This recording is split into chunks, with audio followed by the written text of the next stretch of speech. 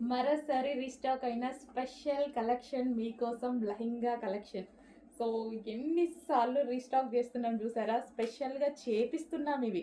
స్పెషల్గా చేపిస్తేనే పాసిబుల్, లేకపోతే అసలు అవ్వదు. స్పెషల్గా చేపిస్తున్నాము. ఇదంతా కంప్యూటర్ ఎంబ్రాయిడరీ చేయాలి. ఫస్ట్ ఎంబ్రాయిడరీ వర్క్ ఫుల్గా బ్లౌజ్కి మొత్తం చేపించాను చూడండి, దాని మీద స్టోన్ వర్క్ చేయాలి.